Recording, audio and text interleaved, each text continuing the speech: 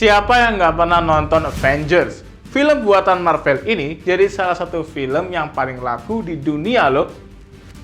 Bayangin, siapa yang nggak tertarik buat ngikutin kisahnya Tony Stark dan kawan-kawan? Apalagi aksi heroik mereka untuk menyelamatkan umat manusia.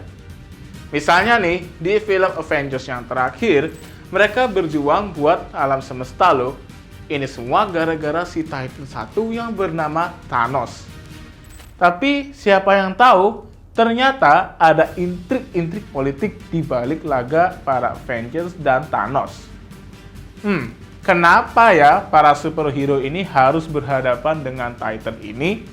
Kira-kira sisi politik apa yang ada di belakangnya? Inilah mengapa.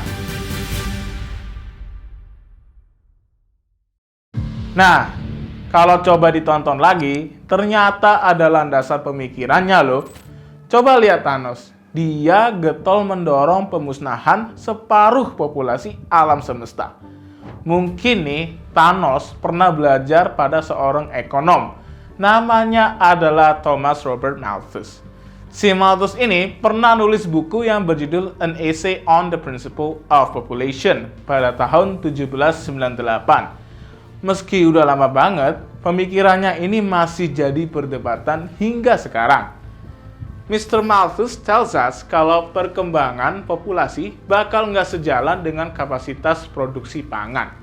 Soalnya pertumbuhan populasi itu bersifat berpangkat. Jadinya ya pasti meningkat terus. Padahal pangan yang ada cuma segitu-segitu aja. Apa yang dipikirin sama Malthus ini sejalan loh sama visi Thanos. Seenggaknya Titan 1 ini sadar kalau sumber itu sifatnya terbatas. Makanya Thanos pengen bikin populasi imbang lagi agar gak banyak orang kelaparan. Alhasil Infinity Gauntlet dan Infinity Stones jadi jawaban buat si Thanos. Tapi itu sih di dalam film ya. Kalau di dunia nyata emangnya ada ya orang yang sepemikiran sama Thanos? Eits, jangan salah dulu. Di dunia nyata ada loh pemimpin yang seenggaknya meyakini apa yang dibilang Malthus. Namanya adalah Deng Xiaoping. Mantan pemimpin tertinggi RRT ini yakin kalau negaranya bakal bisa kelaparan.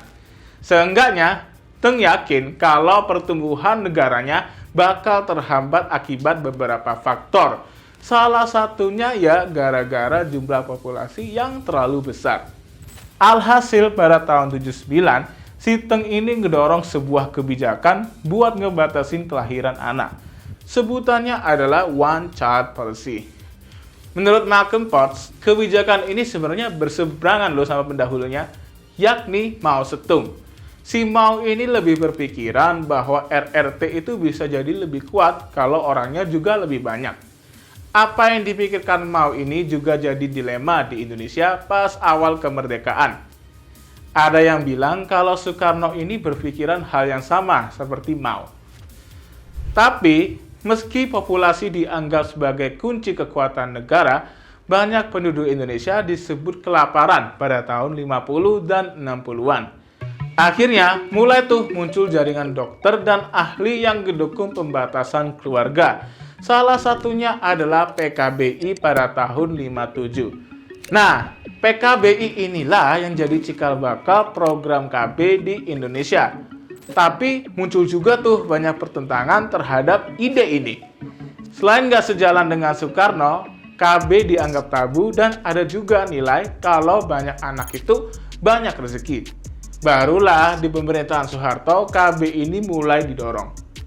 Ya, meski nggak se-ekstrim Thanos, KB dan One Child Policy turut merefleksikan pemikiran Malthus sih, yakni gimana populasi dipengaruhi keterbatasan sumber. Kalau menurut kalian gimana? Benar pertumbuhan populasi jadi kekuatan negara atau malah penghambat ekonomi? Beri pendapat kalian di kolom komen ya. Terima kasih ya udah nonton video ini. Kalau kalian suka, jangan lupa buat like, subscribe, dan klik lonceng notifikasinya buat terus dapetin info-info politik yang menarik. Kita jumpa di video berikutnya ya. Peace.